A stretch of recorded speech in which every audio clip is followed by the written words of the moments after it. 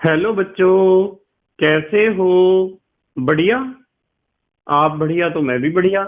तो देखो बच्चों, आज हमें क्या पढ़ाई करनी है। आज है बेटे हमारे पास क्लास 12 का यूनिट नंबर 11 का वीडियो नंबर 15। तो बेटे ये 11वें यूनिट का 15वां वीडियो है। और इससे पहले 14 वीडियो आपको प्लेलिस्ट में भी मिल जाएंगे और नीचे बेटे डिस्क्रिप्शन में भी मिल जाएंगे। और कुछ समय बाद आई बटन में भी लिंक आ जाएगा, जहां आप यूनिट नंबर 11 को पूरा पढ़ सकते हो और अपने सुंदर से नोट्स बना सकते हो, जो एग्जाम में आपकी बहुत ज्यादा हेल्प करेंगे। ठीक है बेटे, तो देखते हैं आज का हमारा टारगेट क्या है। आज का हमारा टारगेट है बेटे, हम करेंगे यूनिट नंबर 11 के एनसीईआरटी की बुक के उदाहरण। तो हमारी यूनिट नंबर 11 में एनसीईआरटी की बुक में जो एग्जाम्पल्स दिए हैं, जो उदाहरण दिए हैं, उन उदाहरण को आज हम सॉल्व करेंगे। ठीक है बेटे, तो चलो बच्चों, जल्दी से आज की पढ़ाई शुरू करते हैं।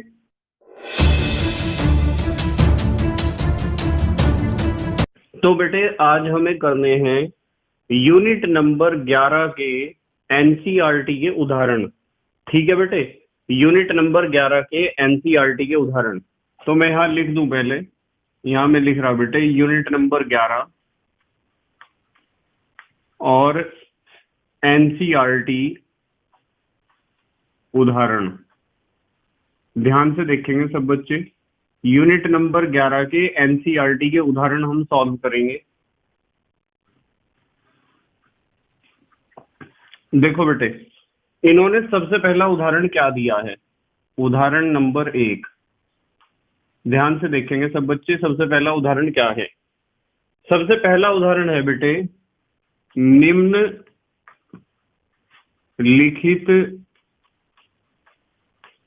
निम्नलिखित यौगिकों के आईयूपीएसी नाम लिखिए। निम्नलिखित यौगिकों के आईयूपीएसी नाम लिखिए। कुछ यौगिक इन्होंने दे रखे हैं और उन यौगिकों के हमें बताने हैं बेटे आईयूपीएसी नाम, कि इनके आईयूपीएसी नाम क्या होंगे। इसमें सबसे पहला यौगिक क्या दिया है? देखो, सबसे पहला यौगिक दिया है CH3 सिंगल बॉन्ड CH, और इसके नीचे जुड़ा हुआ है Cl, और फिर CH है, और CH के नीचे जुड़ा हुआ है CH3, और फिर CH है, CH के नीचे फिर जुड़ा हुआ है CH3, और फिर है बेटे CH2, और इसके ऊपर जुड़ा हुआ है OH। तो हमें बताना है इसका आईयूपीएसी नाम। तो इसका आईयूपीएसी नाम बताने के लिए आप कार्बन की सबसे बड़ी श्रृंखला देखोगे, 1 2 3 4 5। ठीक है, और इस श्रृंखला में मुख्य क्रियात्मक समूह भी होना अत्यंत आवश्यक है। मुख्य क्रियात्मक समूह है OH, प्रधान क्रियात्मक समूह क्या है? OH। तो मुख्य क्रियात्मक समूह OH इस श्रृंखला में है और यही सबसे बड़ी श्रृंखला है। तो हमें इसी श्रृंखला के ऊपर नंबरिंग करनी है। अब सवाल ये खड़ा होता है कि नंबरिंग लेफ्ट साइड से करनी है या राइट साइड से करनी है? बताओ, नंबरिंग किस साइड से करोगे? राइट साइड से करोगे, क्योंकि राइट साइड से OH ग्रुप पहले नंबर पर ही आ रहा है। तो हम नंबरिंग यहां से करेंगे 1 2 3 4 5।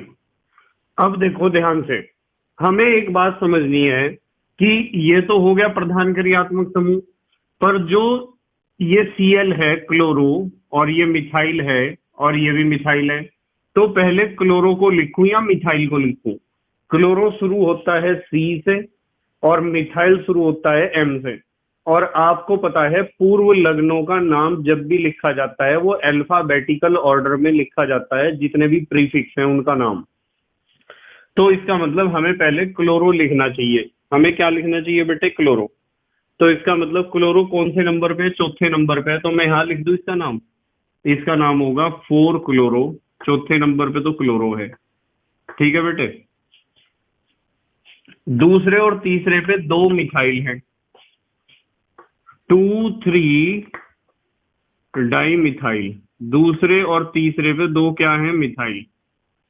और कितने कार्बन है बेटे, 5 कार्बन है, पेंटेनॉल है। तो आप लिख सकते हो, नीचे लिख दूं यहाँ, 5 कार्बन है, पेंटेन, और पहले नंबर पे ही तो है OH, तो pentane 1 all.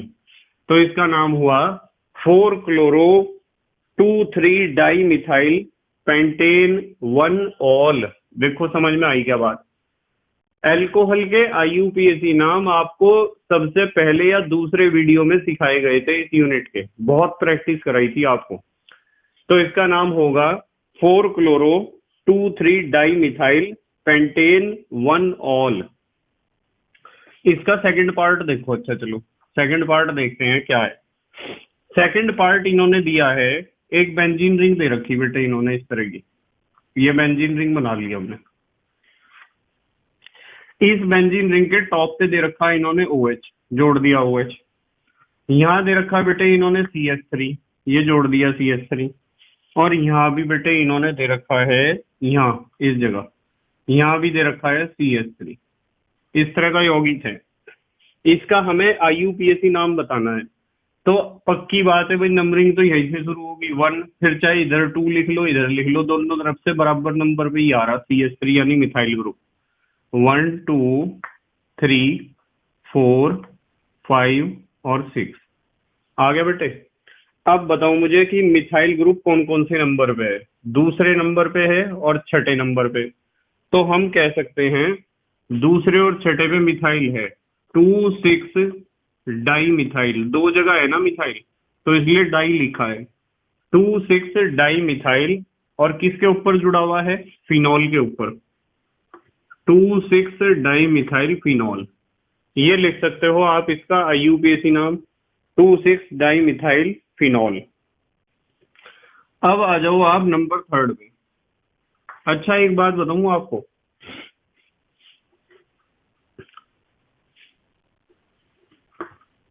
2 6 di methyl 1 hydroxy benzene, कुछ बुक्स में नाम को ऐसे भी लिखा गया है, शायद स्कूल में आपके टीचर नाम को ऐसे बताएं। तो मेरे हिसाब से तो सबसे अच्छा नाम ये वाला है, पर कुछ राइटर्स ने इस तरह भी नाम को लिखा है, तो आप ऐसे भी लिख सकते हो। ठीक है बेटे। अब आ जाओ नंबर 3 पे। तीसरा है CH3, ध्यान से देखो, CH3 सिंगल बॉन्ड CH, और यहां जुड़ा हुआ है CH3, और फिर सिंगल बॉन्ड O है, और फिर उसके बाद है CH2, और फिर है CH3। इसका हमें IUPAC नाम बताना है। तो आपको पता है ये ईथर है, और ईथर का IUPAC नाम होता है एल्कोक्सी एल्केन, कम कार्बन वाला एल्कोक्सी और ज्यादा कार्बन वाला एल्केन, ऐसे ही तो बताया था। देखो बेटे इधर 3 कार्बन है, इधर 2 कार्बन है, इसका मतलब 2 कार्बन वाले को हमें एल्कोक्सी मानना पड़ेगा, ये तो एल्कोक्सी ग्रुप होगा। अब ये एल्केन जो है 3 कार्बन वाला है यानी प्रोपेन है, पर इसके दूसरे कार्बन पे एल्कोक्सी ग्रुप अटैच है। तो हम क्या लिख सकते हैं, हम लिख सकते हैं, इस पे नंबरिंग करो आप, 1 2 3।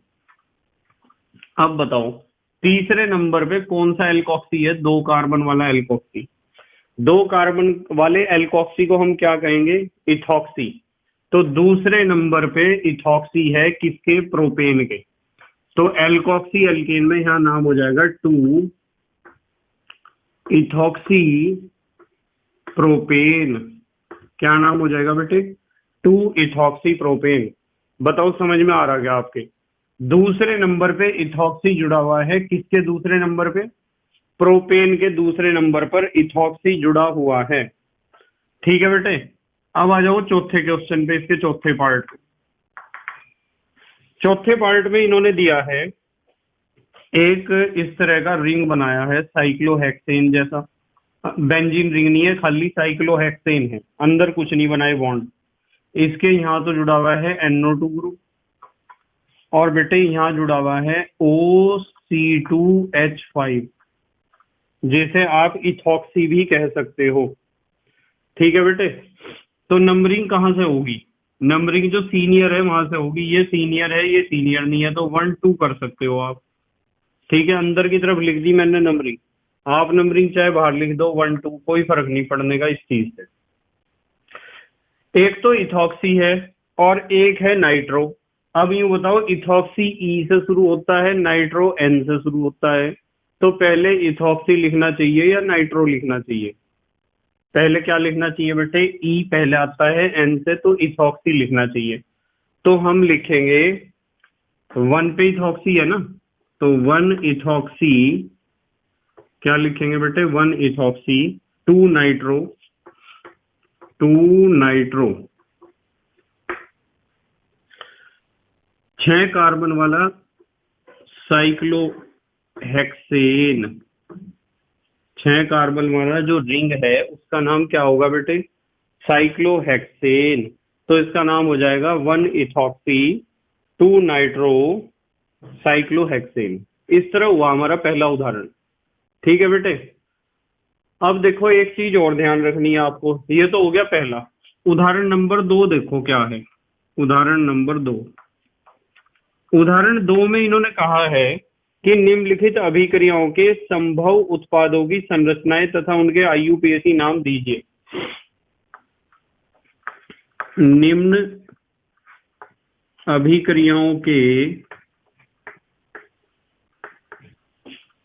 संभव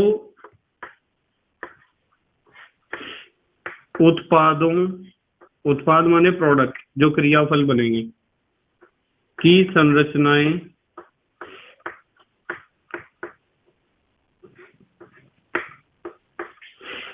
एवं उनके आईयूपीएसी, उनके आईयूपीएसी नाम लिखिए। आईयूपीएसी नाम लिखिए। ठीक है, कुल मिला के बात यह है कि हमें रिएक्शन बतानी होगी इसमें। क्या देखें, क्या दे रखा? क्या तो आ ही जाएगा यहाँ। क्या देखते हैं क्या है। क्या में कहा ब्यूटेनॉल, ब्यूटेनल है, ब्यूटेनल का उत्प्रेरकी अपचयन, ब्यूटेनल का उत्प्रेरकी अपचयन। मतलब हमें क्या करना है? हमें ब्यूटेनल का अपचयन करना है। तो ब्यूटेनल का यदि हम अपचयन करेंगे तो क्या बनेगा प्रोडक्ट? ब्यूटेनल का मतलब 4 कार्बन वाला एल्डिहाइड। 4 कार्बन वाला एल्डिहाइड तो बना लोगे आप। देखो यहां लिख रहा बेटे रिएक्शन। चलो अच्छा यहां लिख दो, यहां थोड़ा ऊपर रहेगा। 4 कार्बन वाला एल्डिहाइड, 1 कार्बन, 2 कार्बन, 3 कार्बन और चौथे कार्बन पे मैंने एल्डिहाइड बना दिया। ये है ब्यूटेनल। क्या है बेटे? ये ब्यूटेनल है, ब्यूटेनल। ठीक है, इसका अपचयन करना है।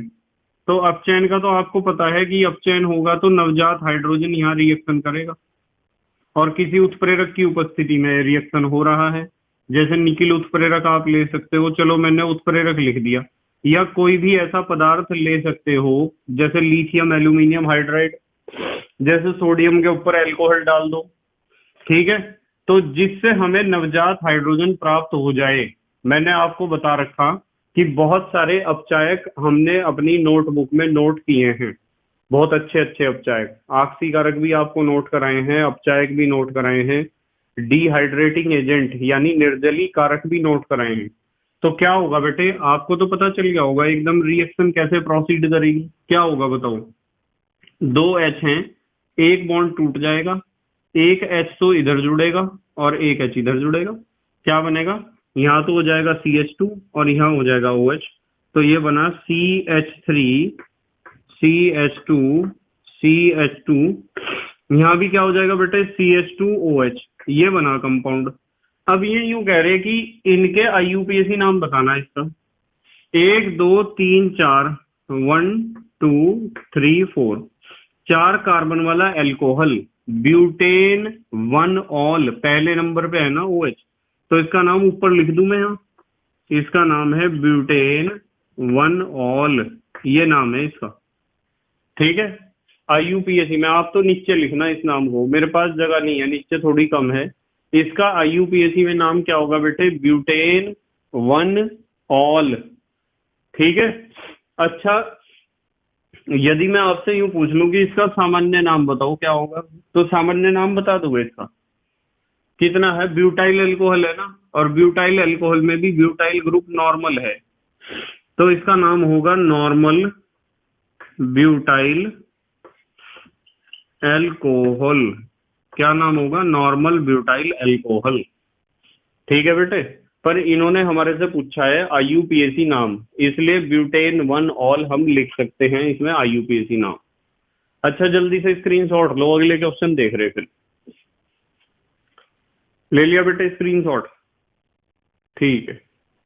इन्होंने दूसरा दे रखा है, ख लिख दो या सेकंड लिख दो, एक ही बात है। दूसरा दे रखा है बेटे, डाइल्यूट H2SO4 की उपस्थिति में प्रोपीन का जलयोजन।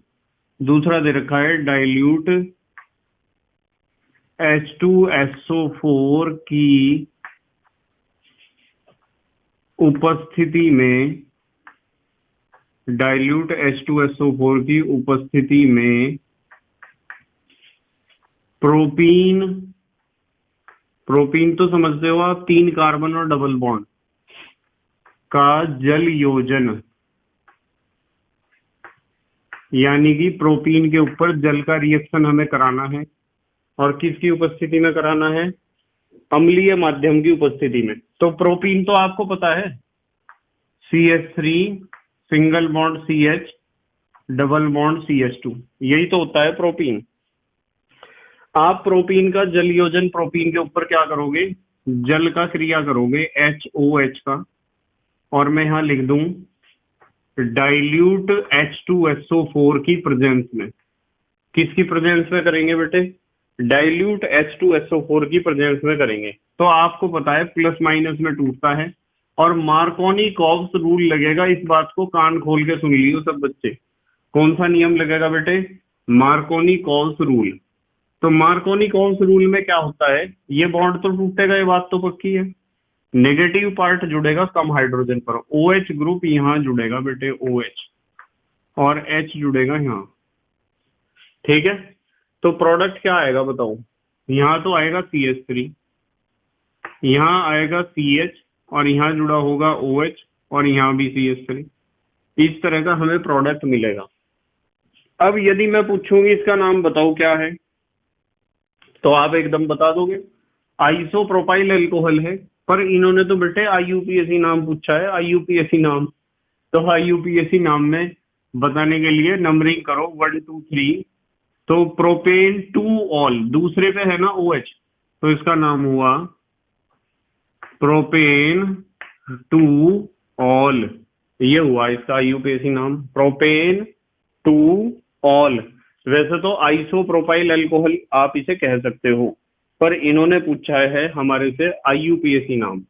अब आ जाओ इसके तीसरे पार्ट पे, जिसे हम कह सकते हैं गैस। इन्होंने कहा है प्रोपेनोन की मिथाइल मैग्नीशियम ब्रोमाइड, प्रोपेनोन की मिथाइल मैग्नीशियम ब्रोमाइड, प्रोपेनोन की मिथाइल मैग्नीशियम ब्रोमाइड, फिर क्या करना? के साथ अभिक्रिया, के साथ अभिक्रिया, तत्पश्चात जल अपघटन। तत्पश्चात, बिल्कुल शुद्ध हिंदी में आगे, तत्पश्चात जल अपघटन। उसके बाद क्या करना है? तो जल अपघटन करना है। ठीक है, प्रोपेनोन की मिथाइल मैग्नीशियम, ये ई नहीं आने का यहाँ बेटे, कहाँ है डस्टर? Methyl magnesium. अब ठीक है। ब्रोमाइड के साथ अभिक्रिया, तत्पश्चात जल अपघटन।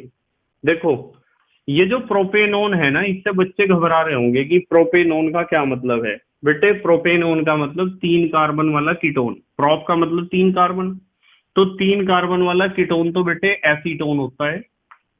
ये एसीटोन का नाम है प्रोपेनोन। एसीटोन तो इसका सामान्य नाम है, और आईयूपीएसी में आप इसे प्रोपेनोन कह सकते हो। तो प्रोपेनोन ऐसा होता है, देखो, CH3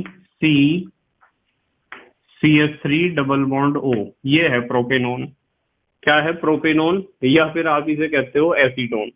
तो एसीटोन के ऊपर कह रहे हैं मिथाइल मैग्नीशियम ब्रोमाइड का रिएक्शन करना है। चलो ठीक है।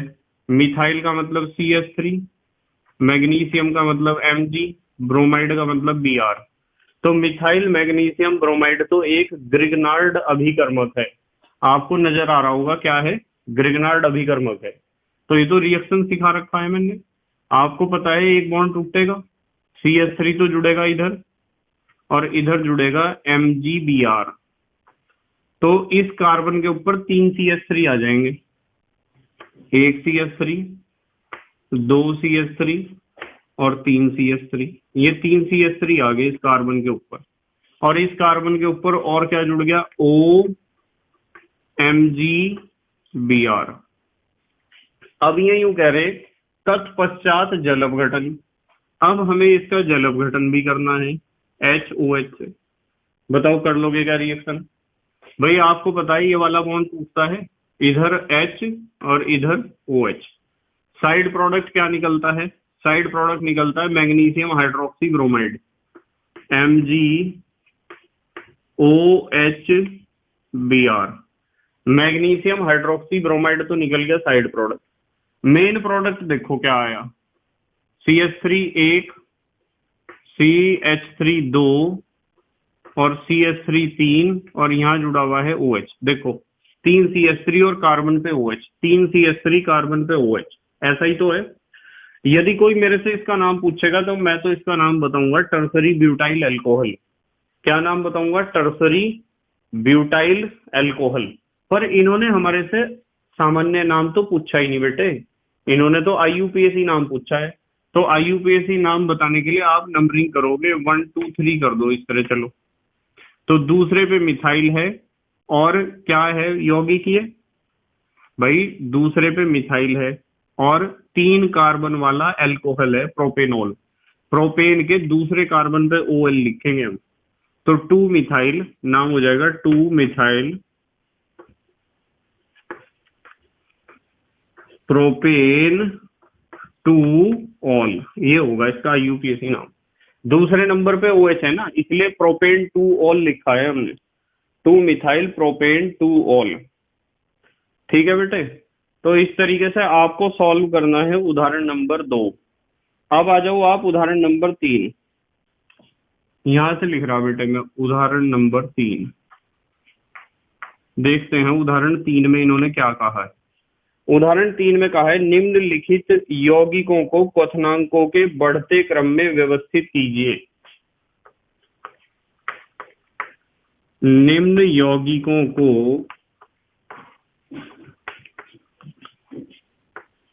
क्वथनांकों के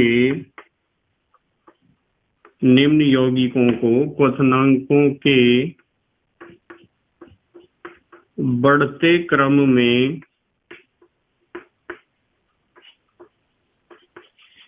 यह अलग है,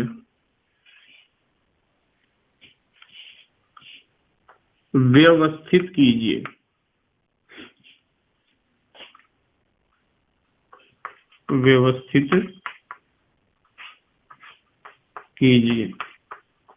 तो हमें क्या करना है बेटे, हमें यौगिकों को क्वथनांकों के बढ़ते हुए क्रम में व्यवस्थित करना है।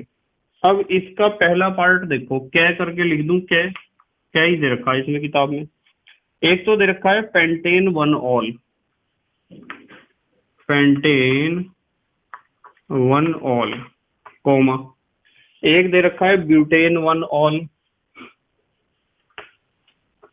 ब्यूटेन वन ऑल, ये चीजें सिखा रखी हैं बेटे सारी। अब फिर दोबारा सिखा दूंगा। एक दे रखा है butane two all, butane two all. फिर दे रखा है इन्होंने इथेनॉल, इथेनॉल 2 कार्बन वाला एल्कोहल। और फिर दे रखा है इन्होंने propane one all, propane one all. और फिर दे रखा है बेटे मीथेनॉल, मीथेनॉल तो यहीं लिख दूं मैं, मीथेनॉल। ये दे रखे बेटे योगी।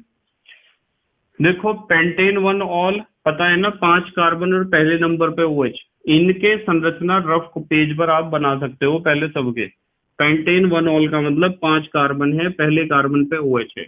ब्यूटेन वन ऑल का मतलब 4 कार्बन है, पहले कार्बन पे OH है। ब्यूटेन टू ऑल का मतलब 4 कार्बन है और दूसरे नंबर पे OH है। इथेनॉल तो पता ही है आपको, CH3 CH2 OH या C2H5OH। प्रोपेन वन ऑल का मतलब 3 कार्बन है और पहले नंबर पे OH है। और मीथेनॉल का मतलब तो पता ही है आपको, CH3OH होता है। ठीक है बेटे, अब हमें बताना है इन्हें किस क्रम में बताना है, क्वथनांकों के बढ़ते हुए क्रम में। देखो एक बात समझनी है आपको, क्वथनांकों के बढ़ते हुए क्रम में बताना है ना, 2 बातें ध्यान रख लो बस आप। सबसे पहली बात तो ये ध्यान रख लो कि अणु भार बढ़ेगा, मीन्स कार्बन परमाणु की संख्या बढ़ेगी तो क्वथनांक बढ़ेगा। ये बात मैंने भौतिक गुणों में सिखाई थी आपको वहां, जब हम फिजिकल प्रॉपर्टीज पढ़ रहे थे एल्कोहल के। तो इसमें सबसे हल्का जो होगा उसका क्वथनांक सबसे कम होगा, यानी जिसमें कार्बन परमाणुओं की संख्या कम है। किसमें है सबसे कम बताओ कार्बन परमाणुओं की संख्या? सबसे लास्ट में क्या लिखा है हमने, मीथेनॉल। तो मीथेनॉल में कार्बन परमाणुओं की संख्या सबसे कम है।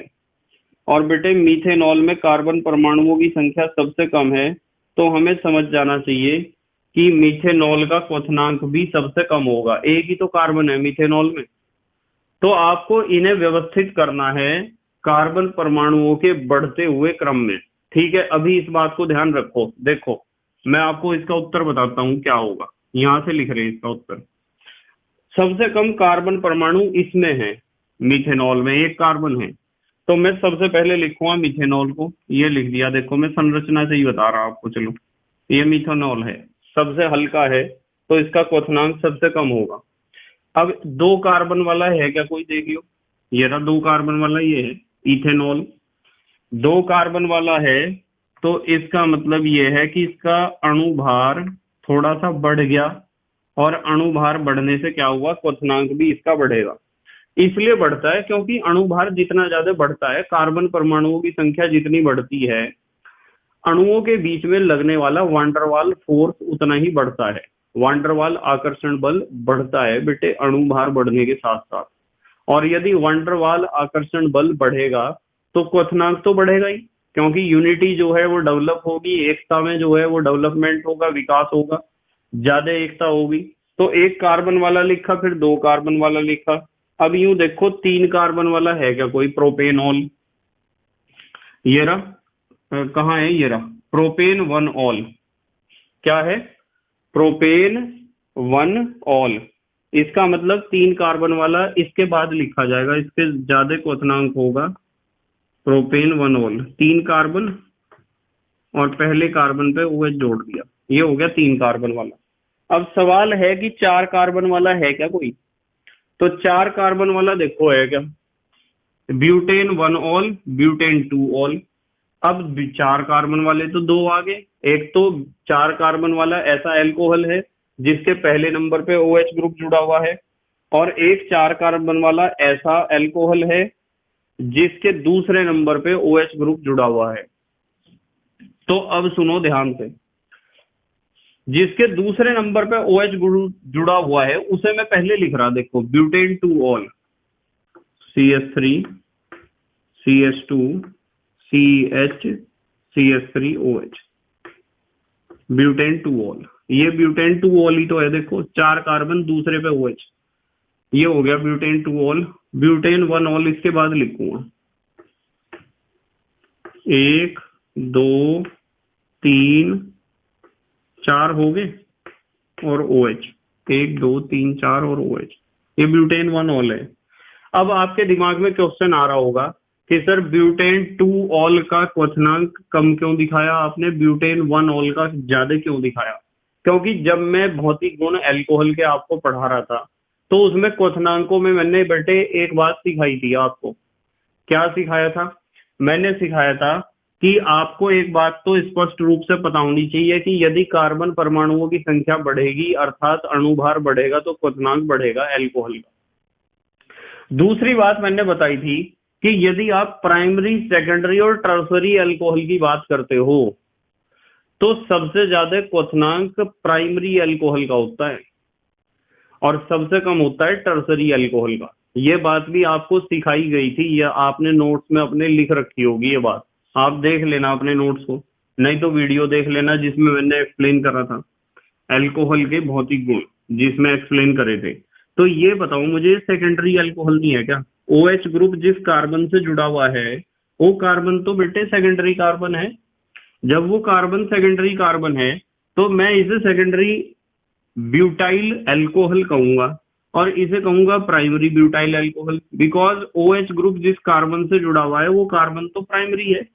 तो जब ये सेकेंडरी ब्यूटाइल अल्कोहल है और ये प्राइमरी ब्यूटाइल अल्कोहल है तो प्राइमरी ब्यूटाइल अल्कोहल का क्वथनांक ज्यादा होगा सेकेंडरी ब्यूटाइल अल्कोहल के मुकाबले, और टर्सरी का बेटे सबसे कम होता है। यदि कार्बन परमाणुओं की संख्या बराबर है और एक अल्कोहल प्राइमरी है, एक सेकेंडरी है, एक टर्सरी है, तो बेटे आपको ये बात ध्यान रखनी है कि सबसे कम क्वथनांक टर्सरी अल्कोहल का होगा, उससे ज्यादा होगा सेकेंडरी का और सबसे ज्यादा होगा प्राइमरी का। तो हम 4 कार्बन तक पहुंच चुके हैं। कितने कार्बन तक बेटे? 4 कार्बन तक पहुंच चुके हैं। अब यूं देख लो 5 कार्बन वाला कोई है क्या इसमें? ये रहा सबसे पहले ही लिखा हुआ पेंटेन 1 ऑल, 5 कार्बन है, 1 2 3 4, अब नीचे लिख दूं यहाँ 5 और इसके ऊपर जुड़ा हुआ है OH, 1 2 3 4 5 OH, पेंटेन 1 ऑल है, पहले नंबर पे ही OH जोड़ा है। तो हमें इस तरह के क्वेश्चन करने आने चाहिए, पेपर में पूछा जाता है ये सवाल, ध्यान रखना जरा। हमारे पास कितने अल्कोहल थे? 1 2 3 4 5 6 अल्कोहल थे और इन्होंने कहा था क्वथनांक के बढ़ते हुए क्रम में इन्हें व्यवस्थित कर दो। तो आपने कितने बिंदुओं पर ध्यान दिया, कितने पॉइंट पे आपने कंसंट्रेशन अपना रखा? 2 पॉइंट पे। वजन बढ़ेगा तो क्वथनांक बढ़ेगा, वजन बढ़ने का मतलब अणुभार बढ़ना, अणुभार बढ़ने का मतलब कार्बन परमाणुओं की संख्या बढ़ना, कार्बन परमाणुओं की संख्या बढ़ेगी तो क्वथनांक बढ़ेगा। एक तो ये बात समझनी है आपको, क्योंकि यहाँ जो है 1 कार्बन, 2 कार्बन, फिर 3 कार्बन, फिर 4 कार्बन और फिर 5 कार्बन, इस तरह तो अल्कोहल लिखे हमने। दूसरी बात ध्यान रखनी कि यदि 2 अल्कोहल ऐसे हैं कि उनमें कार्बन परमाणुओं की संख्या बराबर है, 3 अल्कोहल मान लो ऐसे हैं जिनमें कार्बन परमाणुओं की संख्या बराबर है, पर एक अल्कोहल तो है प्राइमरी, एक सेकेंडरी है और एक टर्सरी है, तो आपको समझ जाना चाहिए सबसे ज्यादा क्वथनांक प्राइमरी का होता है और सबसे कम होता है टर्सरी का। उसी बात को मैं रिवाइज करवा रहा हूं जो मैंने आपको सिखाई थी, ठीक है बेटे, भौतिक गुणों में। तो इस क्वेश्चन को बिल्कुल भी गलत नहीं करके आना है किसी भी बच्चे को, ठीक है बेटे। ये हो गया आपका उदाहरण 3 का फर्स्ट पार्ट। अब ख भी देख लूं, चलो यही आ जाएगा ख, ख यहाँ लिख ले बेटे, ख। इन्होंने कहा है पेंटेन 1 ऑल, फिर आ गया है पेंटेन 1 ऑल, पेंटेन 1 ऑल। एक तो दे रखा ये, एक दे रखा normal butane, normal butane comma, एक दे रखा बेटे इन्होंने पेंटेनल, पेंटेनल NaL, एल्डिहाइड है 5 कार्बन वाला। एक दे रखा है इथॉक्सी इथेन, ये तो ईथर आ गया, इथॉक्सी इथेन समझ लियो। चलो इसे भी, ये थोड़ा सा अल्कोहल से हट के क्वेश्चन पूछ लिया उन्होंने। देखो सबसे पहले मैं बताता हूँ, जितने भी ये नाम दे के रखते हैं ना, इन्हें रफ पेज पे आपको लिख लेनी चाहिए इनकी संरचनाएं, ठीक है। शुरू शुरू में आपको ऐसे लिखना पड़ेगा, फिर तो प्रैक्टिस हो जाएगी बेटे। देखो पेंटेन 1 ऑल का मतलब 5 कार्बन है, पहले नंबर पे OH है। नॉर्मल ब्यूटेन का मतलब 4 कार्बन है सीधे जुड़े हुए। पेंटेनल का मतलब 5 कार्बन है और लास्ट वाले पे CHO है। AL का मतलब एल्डिहाइड। इथॉक्सी इथेन का मतलब बीच में तो ऑक्सीजन है, इधर भी 2 कार्बन है, उधर भी 2 कार्बन है, यही तो इसका मतलब है। तो बेटे इसमें सबसे कम क्वथनांक किसका होगा? सबसे कम क्वथनांक होगा जिसमें कार्बन परमाणुओं की संख्या सबसे कम होगी। अब कार्बन परमाणु यहाँ 5 हैं, यहाँ 5 हैं, यहाँ कितने हैं? 4, और यहाँ भी 4 हैं। ये तो बड़ी अजीब बात होगी, ये 4 हैं ब्यूटेन और यहाँ भी 4 हैं। तो सबसे कम जो है नॉर्मल ब्यूटेन का होगा। नॉर्मल ब्यूटेन क्यों होगा अभी बता रहा। CH3 CH2 CH2 CH3, यही तो नॉर्मल ब्यूटेन। इससे ज्यादा क्वथनांक होगा किसका? भाई 4 कार्बन इसमें थे, और भी थे क्या 4 किसी में? ये रहा, इसमें थे 4 carbon, ethoxy ethane. C2H5 single bond O single bond C2H5, इसका होगा। अब सवाल ये आता है कि सर इसमें भी 4 ही कार्बन है, 1 2 3 4, और इसमें भी 4 है, 2 और 2 4, तो इसका क्वथनांक ज्यादा क्यों है इससे? बेटे इसका क्वथनांक इससे ज्यादा इसलिए है क्योंकि इसमें ऑक्सीजन परमाणु आने के कारण थोड़ी सी ध्रुवीयता आ जाएगी। क्या आ जाएगी? ध्रुवीयता, पोलैरिटी। पोलैरिटी कैसे आएगी? थोड़ा सा पॉइंट, जरा गहरा पॉइंट है, थोड़ा सा ध्यान से समझियो आप। देखो क्या आपने कभी H2O की संरचना समझी है? H2O, H2O तो जल है।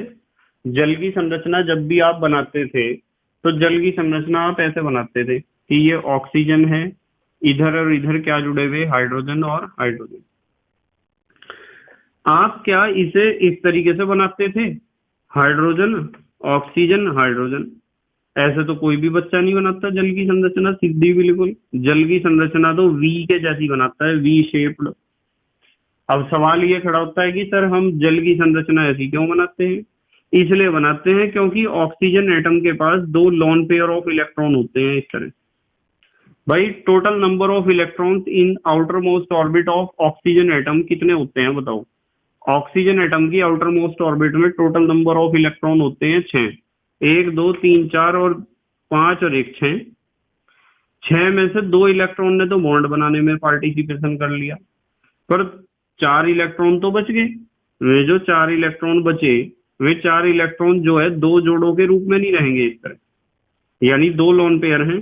और आपने valency cell electron pair repulsion theory तो पढ़ी, वेस्पर थ्योरी, VSEPR थ्योरी कक्षा 11 में फोड़ के आए थे, नहीं फोड़ के आए थे? या वैसे ही आगे फोड़ के आए थे आप? और यदि नहीं आए थे फोड़ के तो कोई दिक्कत नहीं है, मैं तो एक्सप्लेन करूंगा ही, इस पॉइंट को तो एक्सप्लेन करूंगा ही।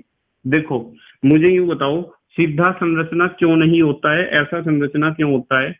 इसलिए होता है क्योंकि इस बॉन्ड के अंदर 2 इलेक्ट्रॉन हैं, इस बॉन्ड में भी 2 इलेक्ट्रॉन हैं।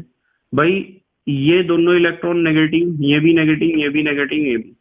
तो यूं बताओ भौतिक विज्ञान में इतनी बात तो बेटे आपने पढ़ी है कि same charge repel each other, एक जैसे आवेश एक दूसरे को प्रतिकर्षित करते हैं।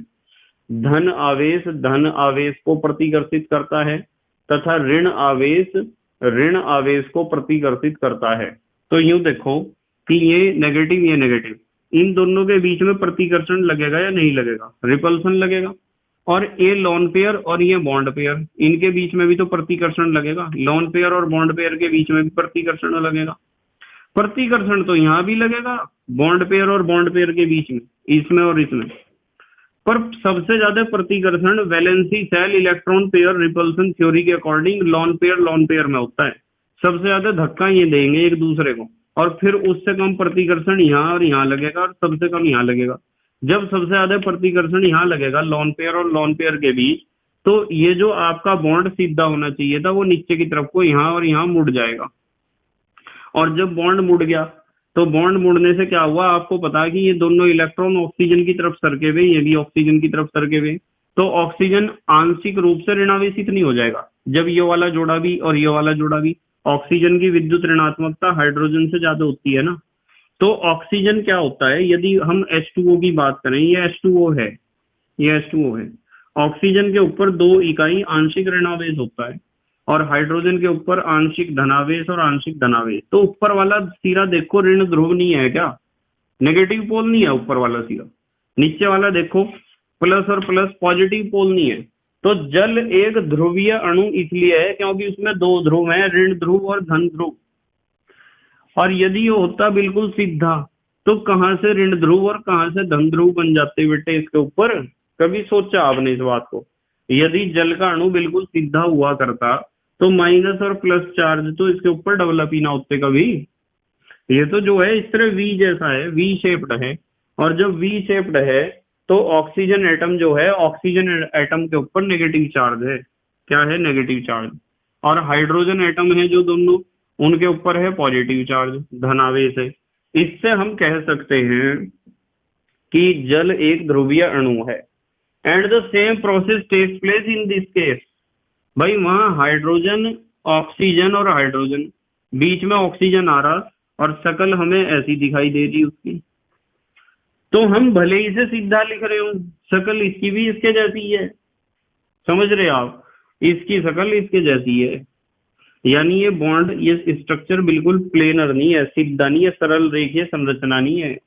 और जब सरल रेखीय संरचना नहीं है, इसकी संरचना भी ऐसी है, तो मुझे यूं बताओ कि इसमें ऑक्सीजन एटम थोड़ा सा नेगेटिव, मैं यूं नहीं कह रहा बहुत ज्यादा खींच लेगा इलेक्ट्रॉन्स को, थोड़ा सा नेगेटिव होगा। ये दोनों जो है थोड़े से पॉजिटिव चार्ज आएंगे, आंशिक आवेश आएंगे, जिसके कारण इसमें थोड़ा पोलैरिटी डेवलप होगा, थोड़ी ध्रुवीयता आएगी इस यौगिक में। और जब इसमें ध्रुवीयता आएगी तो जब किसी भी अणु के एक सिरे पर थोड़ा सा धनावेश और दूसरे पर ऋणावेश आता है ना, तो उस अणु के बहुत सारे यूनिट्स को एक बर्तन में भर दिया जाए तो उनके बीच वांडरवाल फोर्सेस, जिसे आप कह सकते हो डाइपोल डाइपोल अट्रैक्शन, द्विध्रुव द्विध्रुव आकर्षण, वो बढ़ जाता है। और जब डाइपोल डाइपोल अट्रैक्शन बढ़ेगा ना, तो उसके बढ़ने से क्या होगा कि वे आपस में एक दूसरे को पकड़ के रखेंगे, उनके बीच की पकड़ मजबूत हो जाएगी, ठीक है, अणुओं के बीच की। और जब पकड़ मजबूत हो जाएगी तो क्वथनांक तो बेटे फिर बढ़ेगा ही, क्वथनांक बढ़ेगा नहीं फिर। इसलिए कार्बन भले ही इसमें 4 हो, इसमें भी 4 हो, पर क्वथनांक मैं एल्केन की बजाय ईथर का ज्यादा बताऊंगा। तो 4 कार्बन का केस तो हो गया खत्म यहाँ। अब आ जाओ आप 5 कार्बन पे। 5 कार्बन में एक तो है एल्कोहल और एक है एल्डिहाइड। तो बेटे एल्कोहल और एल्डिहाइड की यदि आप बात करोगे तो एल्डिहाइड का क्वथनांक होता है कम। देखो 5 कार्बन है ना, 2 3 4 और 5वें पे बना दिया CHO। 5 कार्बन वाला एल्डिहाइड देखो, पेंटेनल, यानी 5 कार्बन वाला एल्डिहाइड, ठीक है। 5 कार्बन है, एल्डिहाइड है, इसका क्वथनांक ज्यादा होगा, इन दोनों से तो ज्यादा होगा ही, कार्बन परमाणुओं की संख्या बढ़ गई। और इससे भी ज्यादा क्वथनांक किसका होगा? 5 कार्बन वाले एल्कोहल का। 5 कार्बन है, एक CH3 तो होता है सबसे पहले, CH2 CH2 CH2, कितने हुए? 1 2 3 4 5 और 6, सबसे ज्यादा क्वथनांक इसका होगा। अब सवाल यहाँ फिर खड़ा हो गया, सवाल खड़ा हो गया जी, चलो ये चीज तो हमने सॉल्व कर ली, इसमें क्या खेल है? इसमें खेल पता क्या है बेटे? इसमें खेल ये है कि जो अल्कोहल होता है ना, उसमें हाइड्रोजन बॉन्ड बनने के चांस ज्यादा होते हैं। इसमें हाइड्रोजन बॉन्ड बनेगा, इसमें इतने चांस नहीं है। तो इसमें हाइड्रोजन बॉन्ड बनने के ज्यादा चांस हैं, इसलिए वहां अणुओं के बीच आकर्षण ज्यादा होगा इसके मुकाबले, इसलिए हम कह सकते हैं कि इसका क्वथनांक ज्यादा होगा। यदि कार्बन परमाणुओं की संख्या बराबर है, एक एल्डिहाइड है और एक अल्कोहल है, तो आपको समझ जाना चाहिए अल्कोहल में हाइड्रोजन बॉन्ड बने ही बनेगा, बिल्कुल बनेगा हाइड्रोजन बॉन्ड। और जब हाइड्रोजन बॉन्ड बनेगा तो इसका क्वथनांक ज्यादा होगा, ठीक है बेटे, ध्यान रखोगे आप, इसका क्वथनांक क्या होगा? ज्यादा। वैसे हाइड्रोजन बॉन्ड ये भी बना सकता है CHO ग्रुप, कुछ केस ऐसे मिलेंगे जिसमें ये भी हाइड्रोजन बॉन्ड बनाएगा, पर आपको ध्यान रखना है एल्डिहाइड और अल्कोहल में हाइड्रोजन बॉन्ड बनने के सबसे ज्यादा चांस यहाँ होंगे और इसका ही क्वथनांक ज्यादा होगा, ठीक है। आप इस चीज को सिर्फ इस तरह ध्यान रखो कि 4 कार्बन और 4 कार्बन है, एल्काइल ग्रुप और ईथर में यदि कार्बन परमाणु की संख्या बराबर है तो ईथर का क्वथनांक ज्यादा होता है, और एल्डिहाइड और एल्कोहल में यदि कार्बन परमाणुओं की संख्या बराबर है तो एल्कोहल का क्वथनांक क्या होता है, ज्यादा होता है। ठीक है, एल्डिहाइड के केस को हम वहां भी एक्सप्लेन करेंगे जब हम एल्डिहाइड, कीटोन और कार्बोक्सिलिक एसिड यानी इससे अगला यूनिट पढ़ेंगे। आप जल्दी से स्क्रीनशॉट लो, अगला क्वेश्चन देखेंगे फिर। ले लिया बेटे स्क्रीनशॉट? ठीक है, अब देखो बेटे उदाहरण नंबर 4। उदाहरण नंबर 4 ध्यान से देखिए जरा। उदाहरण 4 में कहा निम्न यौगिकों को उनके अम्ल सामर्थ्य के बढ़ते क्रम में व्यवस्थित कीजिए। निम्न यौगिकों को उनके अम्ल सामर्थ्य के बढ़ते क्रम में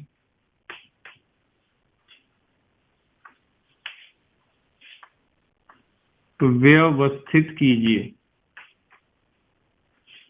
ठीक है, तो अम्ल सामर्थ्य के बढ़ते हुए क्रम में हमें क्या करना है, व्यवस्थित करना है। कुछ यौगिक दे रखे, उन्हें बताना है कि कौन सा सबसे अच्छा एसिड है, कौन सा सबसे बेकार एसिड है। एक तो दे रखा है इन्होंने प्रोपेन 1 ऑल, एक तो प्रोपेनॉल दे रखा है इन्होंने। एक दे रखा है 2,4,6 ट्राई नाइट्रोफिनॉल, 2,4,6 ट्राई नाइट्रोफिनॉल एक दे रखा है ये, कोमा। एक दे रखा है 3 नाइट्रोफिनॉल, 3 नाइट्रोफिनॉल। ठीक है बेटे, और एक दे रखा है 3,5 di nitrophenol, 3,5 di nitrophenol, comma. एक दे रखा है इन्होंने फिनॉल और एक 4 मिथाइल फिनॉल। एक दे रखा है फिनॉल और 4 मिथाइल फिनॉल, ये दे रखे बेटे यौगिक। इन्हें बताना है इनमें सबसे बेकार एसिड कौन सा है और सबसे अच्छा एसिड कौन सा है। देखो एक बात बिल्कुल स्पष्ट करता हूं, आपको ध्यान से समझना। यदि आप फिनॉल और अल्कोहल का कंपैरिजन करते हो ना, तो अल्कोहल ज्यादा एसिडिक होता है फिनॉल के मुकाबले। अल्कोहल ज्यादा एसिडिक नहीं होता, मतलब ज्यादा एसिडिक होता है फिनॉल। ध्यान रखना, ये बात मैंने वहां भौतिक गुण में भी सिखाई थी। ज्यादा एसिडिक कौन होता है, फिनॉल होता है। फिनॉल ज्यादा एसिडिक होता है। ठीक है बेटे, तो पहले तो यूं देख लो इसमें कोई अल्कोहल है क्या। अल्कोहल, ये सबसे पहले अल्कोहल ही है, 3 कार्बन वाला अल्कोहल। तो 3 कार्बन वाला अल्कोहल CH3 CH2 CH2OH सबसे कम अम्लीय तो प्रकृति ये रखेगा जो 3 कार्बन वाला है अल्कोहल, यानी अल्कोहल कम एसिडिक होते हैं। अल्कोहल की अम्ल सामर्थ्य कम होती है फिनॉल से, हमेशा इस चीज को ध्यान रखना है आपको। यदि कोई अल्कोहल और फिनॉल की तुलना करता है ना, तो फिनॉल ज्यादा एसिडिक होता है। रीजन मैंने एक्सप्लेन करा था वहां वीडियो में, जब मैं फिनॉल के भौतिक गुण आपको पढ़ा रहा था। ठीक है बेटे, अब देखो एक बात बताता हूं। अब फिनॉल के बाद हमें जब हमने ये अल्कोहल ले लिया, अल्कोहल के बाद फिनॉल पे आना है, तो आपको 2 बातें बताऊंगा, ध्यान रखना। यदि फिनॉल का जो बेंजीन रिंग होता है, उस बेंजीन रिंग के ऊपर CH3 ग्रुप है। CH3 ग्रुप की खासियत यह है कि इलेक्ट्रॉन को छोड़ता है बेंजीन रिंग की तरफ। यदि कोई सा भी अल्काइल ग्रुप हो, जैसे मिथाइल ग्रुप के यहाँ एग्जांपल है, इसलिए मैं CH3 बोल रहा हूं। यदि बेंजीन रिंग के ऊपर CH3 है, तो आपका जो फिनॉल है उसका एसिडिक कैरेक्टर घटेगा, उसकी अम्ल सामर्थ्य घटेगी। दोबारा सुनो ध्यान से। मान लो मैं आपको यूं कह दूं कि मेरे पास फिनॉल है, मान लो मेरे पास क्या है, फिनॉल है, और एक है मेरे पास ऐसा ही बेंजीन रिंग और ऊपर OH फिनॉल और कहीं भी जुड़ा हुआ है CH3। तो मेरे से पूछ लिया जाए ना कि इन दोनों में बढ़िया एसिड कौन है, तो मैं निशान ऐसा लगाऊंगा कि बढ़िया एसिड ये है, इसकी तरफ दो लड्डू हैं और घटिया की तरफ एक लड्डू। यानी कि CH3 ग्रुप की खासियत यह है कि इलेक्ट्रॉन देने वाला है, और जब इलेक्ट्रॉन देगा तो इलेक्ट्रॉन देने के कारण यहाँ बेंजीन रिंग में जो डिस्टरबेंस होगा उसकी वजह से ये जो बॉन्ड है ये वाला बॉन्ड इसकी पोलैरिटी पे फर्क पड़ेगा, इसकी ध्रुवीयता पे फर्क पड़ेगा, और इसकी ध्रुवीयता पे फर्क पड़ेगा। उससे क्या होगा, उससे H पॉजिटिव आयन का रिलीज होना थोड़ा मुश्किल हो जाएगा। तो मैं कहूंगा ये ज्यादा अच्छा एसिड नहीं है। आपको सिर्फ दो बात ध्यान रखनी है, सिर्फ दो बात। क्या ध्यान रखना है कि यदि बेंजीन रिंग के ऊपर CH3 ग्रुप आ जाता है तो इसका नेचर इलेक्ट्रॉन देने का है, प्लस आई इफेक्ट दिखाता है, इंडक्टिव इफेक्ट, प्रेरणिक प्रभाव आपने पढ़ा होगा। तो जो भी ऐसा ग्रुप आए जिसकी आदत इलेक्ट्रॉन देने की हो, वो फिनॉल के एसिडिक करेक्टर को घटा देता है। और यदि इस पे कहीं मान लो, इसका मतलब फिनॉल से भी कम अम्लीय सामर्थ्य है, यदि इस पे CH3 आ गया, 2 CH3 आ गए तो एसिडिक करेक्टर और घट जाएगा, 3 आ गए तो और घट जाएगा, 4 आ नहीं सकते, 3 से ज्यादा आ ही नहीं सकते हैं, आपको पता है। यदि 3 इस पे CH3 आ गए तो इसका ये जो एसिडिक करेक्टर है वो फिनॉल से बहुत ज्यादा घटेगा। इसी तरीके से एक बात समझ लो कि यदि बेंजीन रिंग के ऊपर नाइट्रो आता है, मैं यहाँ मिथाइल और नाइट्रो की बात इसलिए कर रहा हूँ क्योंकि यहाँ पे मिथाइल और नाइट्रो मुझे नजर आया था कहीं, ठीक है, ये आया मिथाइल नजर, और ये नाइट्रो, यहाँ भी नाइट्रो, यहाँ भी नाइट्रो। यदि बेंजीन रिंग के ऊपर नाइट्रो ग्रुप आ जाता है तो नाइट्रो की खासियत है इलेक्ट्रॉन खींचने की, और इलेक्ट्रॉन खींचने की वजह से क्या होता है, प्रभाव पड़ता है इस OH के बीच के बॉन्ड के ऊपर, इससे जस्ट अपोजिट इफेक्ट पड़ेगा क्योंकि इसकी आदत इलेक्ट्रॉन खींचने की, इसकी देने की है। और उसके वजह से क्या होगा, उसकी वजह से इस बॉन्ड की पोलैरिटी बढ़ेगी, ध्रुवीयता बढ़ेगी, क्योंकि इलेक्ट्रॉन इधर को खींचेंगे तो पोलैरिटी इसकी बढ़ेगी, ध्रुवीयता बढ़ेगी, ऑक्सीजन की तरफ ज्यादा खींचेंगे इलेक्ट्रॉन, तो H पॉजिटिव आयन का छोड़ के भागना ज्यादा आसान हो जाएगा। तो यदि आपके पास बेंजीन रिंग के ऊपर CH3 है, सीधी बात एक है, ध्यान से सुनो, यदि बेंजीन रिंग के ऊपर CH3 है तो बेंजीन रिंग यानी फिनॉल का एसिडिक करेक्टर घटेगा, और यदि बेंजीन रिंग के ऊपर NO2 ग्रुप है तो उसका एसिडिक करेक्टर क्या होगा, बढ़ेगा। तो आपको यूं देखना है कि क्या कहीं फिनॉल के ऊपर मिथाइल CH3 ग्रुप है, यूं देखो जरा, देखियो जरा, ये रहा 4 पे मिथाइल है फिनॉल के, 4 पे क्या है, मिथाइल है फिनॉल के, देखो ऐसा ही तो होगा। ये फिनॉल मैंने बना दिया, ये फिनॉल बनाया, और 4 पे मिथाइल है, 1 2 3 4, यहाँ मिथाइल है, तो दूसरे नंबर पे मैं इसे रखूंगा कि एल्कोहल से ज्यादा एसिडिक ये है। अब यूं देखो कि कहीं फिनॉल भी है क्या, खाली फिनॉल, ये है फिनॉल, देखो ये फिनॉल है, तो इससे ज्यादा अम्लीय लक्षण या अम्लीय सामर्थ्य इसकी होगी फिनॉल की, ठीक है। तो हमने बताया सबसे कम अम्लीय सामर्थ्य अल्कोहल की है, फिर फिनॉल के ऊपर CH3 इसने घटा दी, इससे कम कर दी CH3 ने, इसका इलेक्ट्रॉन देने का नेचर है, इलेक्ट्रॉन डोनेटिंग नेचर है। अब उसके बाद NO2 वाले एग्जाम्पल हैं, यूं देखो एक NO2 वाला कहीं है क्या फिनॉल के ऊपर, एक NO2 फिनॉल ही है, मुझे पता सारे एग्जाम्पल। देखो प्रोपेन ये तो हो गया, 2 4 6 ट्राई, 3 है तो सबसे ज्यादा एसिडिक होगा। 3 नाइट्रोफिनॉल, 3 का मतलब तीसरे नंबर पे नाइट्रो ग्रुप है, तीसरा नंबर तो गिन लोगे यहाँ से, 1 2 3। देखो ऐसा कोई एग्जाम्पल है क्या जिसमें 2 NO2, क्योंकि वो और ज्यादा एसिडिक हो जाएगा ना, 2 NO2। 3 5 डाई नाइट्रो, 1 2 3 3 4 5, यहाँ NO2 है, यहाँ NO2 है, तो इससे भी ज्यादा एसिडिक होगा ये नेचर इसका। अब यूं देखो कि कोई ऐसा भी है क्या जिसमें 3 NO2 हो, 3 NO2 वाला देखो जो यहाँ यहाँ और यहाँ जुड़ रहा हो,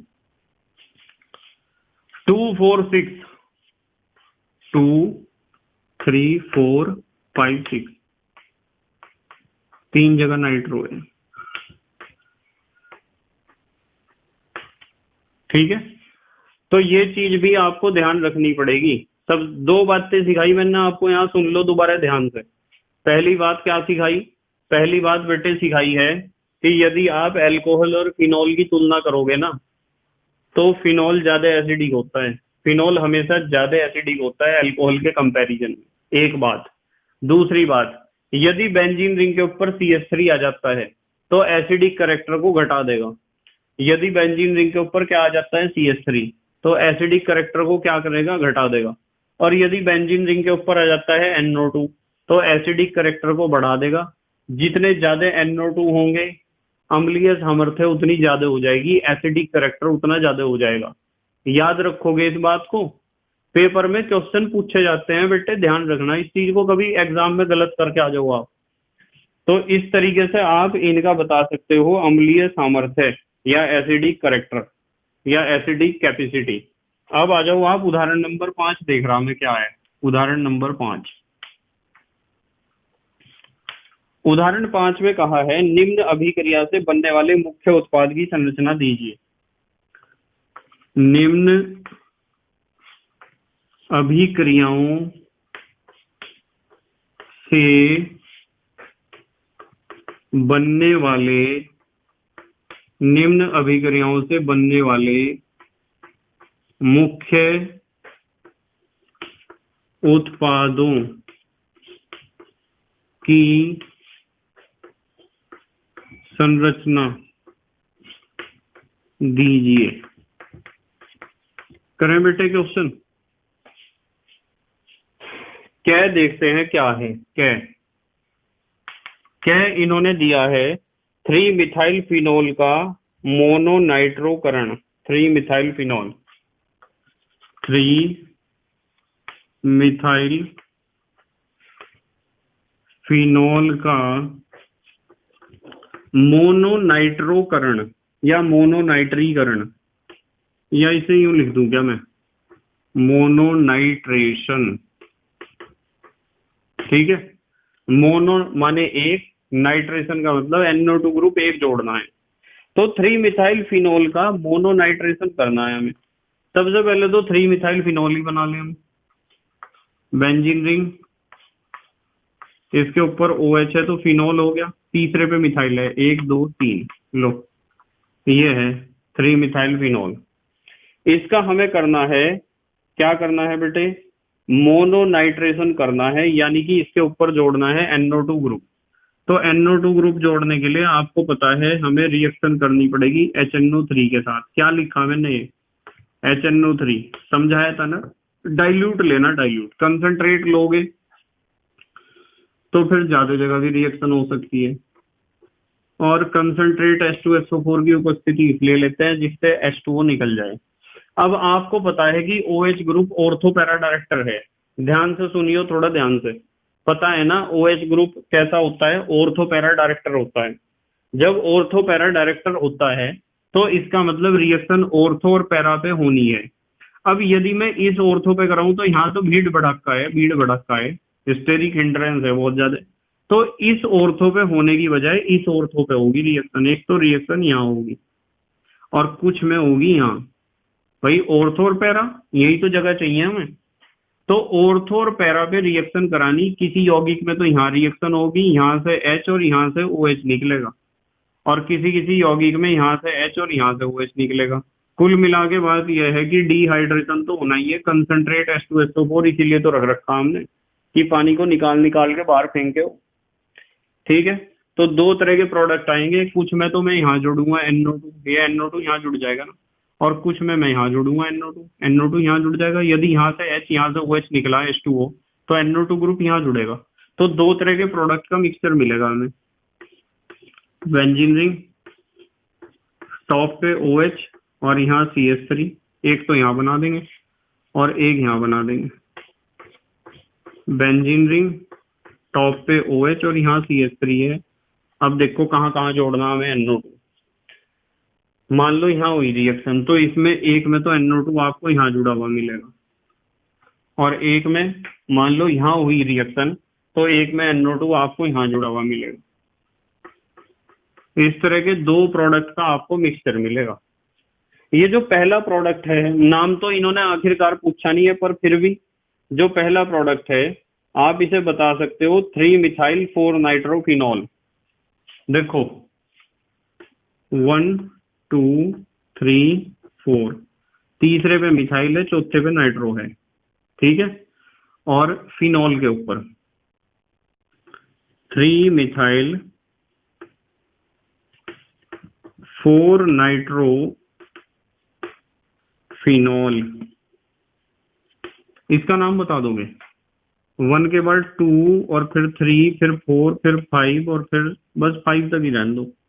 5 methyl 2 nitro, 5 methyl 2 nitro phenol. ठीक है बेटे, इस तरीके से हमें रिएक्शन आनी चाहिए, ये वाली करनी। अच्छा, थोड़ी सी जगह बच रही, शायद ख भी आ जाएगा, देखते हैं ख क्या है। इन्होंने ख पार्ट दे रखा है, 3 मिथाइल फिनॉल का डाई नाइट्रीकरण। 3 मिथाइल फिनॉल का डाई माने दो जगह, नाइट्रीकरण माने नाइट्रेशन। तो कंसंट्रेट ले लेंगे बस HNO3, कंसंट्रेट ले लो या फ्यूमिंग ले लो, ठीक है। देखो ये बेंजीन रिंग है, ध्यान से देखेंगे सब बच्चे। इसके ऊपर OH है, 3 पे मिथाइल 1 2 3, यही तो है। देखो 3 मिथाइल फिनॉल, दो ही जगह रिएक्शन हो सकती है, यहाँ तो प्रॉब्लम है ना। यहाँ रिएक्शन हो सकती है ऑर्थो पे और यहाँ हो सकती है रिएक्शन। आप एक काम करो, आप लो सांद्र HNO3 OHNO2, लो 2 अणु ले लिए, चलो अच्छा, मैंने पता है ना आपको HNO3 के 2 अणु हैं, और तीर के ऊपर मैं लिखूंगा कंसंट्रेट H2SO4। यहाँ भी रिएक्शन होगी, यहाँ भी होगी रिएक्शन, दोनों जगह होगी, दोनों H और दोनों OH निकलेंगे, तो इस तरह का प्रोडक्ट बनेगा। देखते रहियो बेटे ध्यान से। इन्होंने तो रिएक्शन तो बताई नहीं, रिएक्शन करने को कहा था इन्होंने तो हमें यूं कहा था कि प्रोडक्ट बता दो, सिर्फ प्रोडक्ट बता दो क्या बनेगा। चलो हम तो रिएक्शन कर रहे हैं, इससे ही तो पता चलेगा प्रोडक्ट क्या बनेगा। ये जो है यहाँ से H, यहाँ से OH, तीर के नीचे आप लिख सकते हो H2O निकलेगा, और 2 अणु दिखाने तो आप दिखा सकते हो, नहीं दिखाओ संख्या को तो कोई फर्क नहीं पड़ेगा, चाहे यहाँ भी संख्या दिखाओ या ना दिखाओ, यहाँ भी दिखाओ या ना दिखाओ। हमें पता है टॉप पे OH है, हमें पता है यहाँ CH3 है, और यहाँ भी NO2 आ चुका है, और यहाँ भी NO2 आ चुका है। नंबरिंग दोगे तो 1 2 3 4 5, पांचवे पे तो मिथाइल है, और दूसरे और चौथे पे है नाइट्रो, 5 मिथाइल 2 4 डाई नाइट्रो। पांचवे मिथाइल है ना, 5 मिथाइल, दूसरे पे और चौथे पे नाइट्रो है, 2 4 डाई नाइट्रो। किसके ऊपर जुड़ रहे हैं सारे? फिनॉल के ऊपर जुड़ रहे हैं। 5 मिथाइल 2 4 डाई नाइट्रो फिनॉल, इस तरीके से इसका नाम होगा, ठीक है बेटे। अच्छा चलो स्क्रीनशॉट लो तुम, फिर अगला पार्ट देख रहे हैं। इसका एक पार्ट इन्होंने और दे रखा, ले लिया बेटे स्क्रीनशॉट, ठीक है। गै दे रखा बेटे इन्होंने, गै phenyl phenyl ethanoate,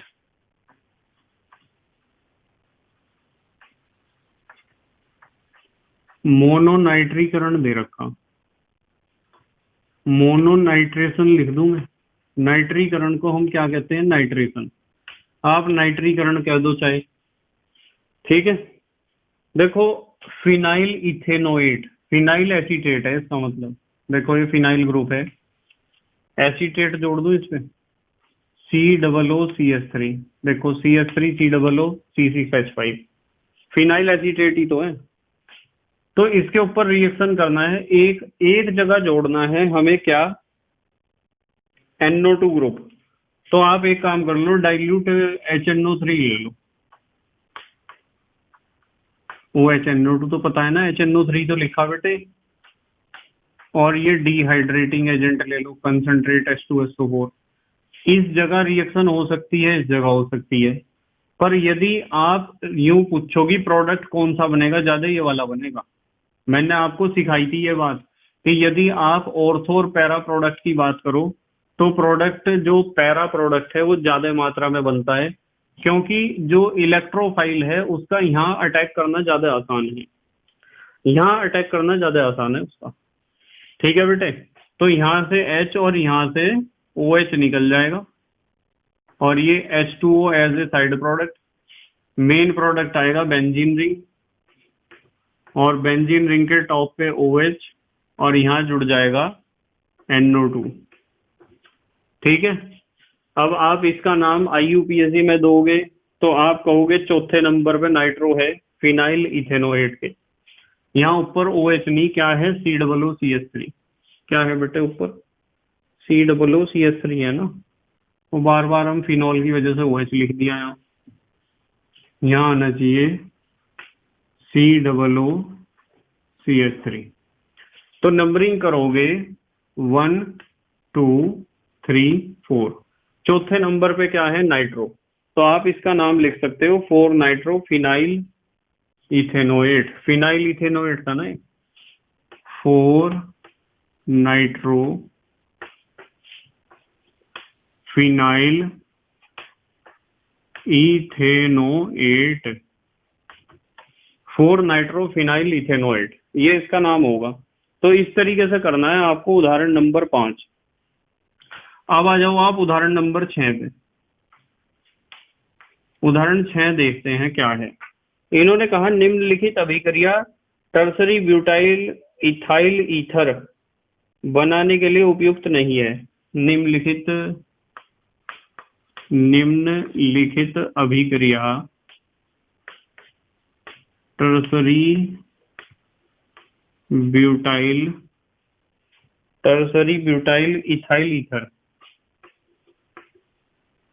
ethyl ether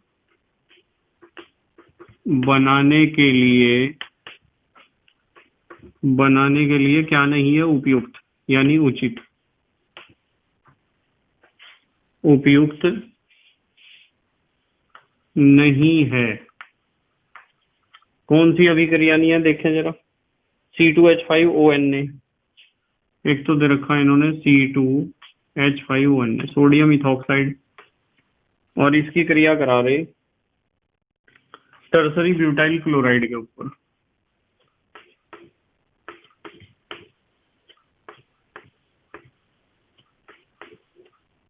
ठीक है, और यूं कह रहे कि इससे जो है क्या होगा, इससे इन्होंने दिया है कि यहाँ से Na निकल जाएगा और यहाँ से Cl निकल जाएगा और इसके आगे जुड़ जाएगा OC2H5, यानी कि CH3O तो ये आ गया और C2H5 ये आ गया। पर ऐसा होता तो नहीं है, ये बात तो मैंने आपको सिखाई थी कि इस रिएक्शन में आप प्राइमरी अल्कोहल पर ही इस रिएक्शन से ईथर ले सकते हो। नोट में मैंने लिखवाया था आपको, यदि याद हो तो। मैंने आपको कहा था कि यदि आप सेकेंडरी एल्काइल हैलाइड लोगे ना यहाँ, या टर्सरी एल्काइल हैलाइड लोगे, तो प्राइमरी एल्काइल हैलाइड से तो ईथर मिलेगा, ये बात तो पक्की है। पर यदि आप सेकेंडरी एल्काइल हैलाइड लोगे या टर्सरी एल्काइल हैलाइड लोगे तो विलोपन अभिक्रिया होगी।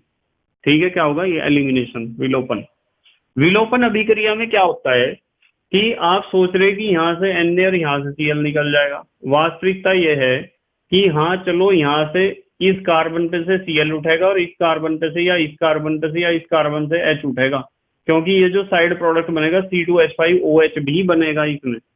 यदि आपके पास प्राइमरी एल्काइल हैलाइड है तो ईथर बनेगा, पक्की बात है। सेकेंडरी एल्काइल हैलाइड है तो ईथर थोड़ा बहुत ही बनेगा, ज्यादातर डबल बॉन्डेड हाइड्रोकार्बन बनेगा। और यदि टर्सरी एल्काइल हैलाइड है तो ईथर ना के बराबर बनेगा, ना के बराबर आपका डबल बॉन्डेड हाइड्रोकार्बन बनेगा। उसका रीजन पता क्या है?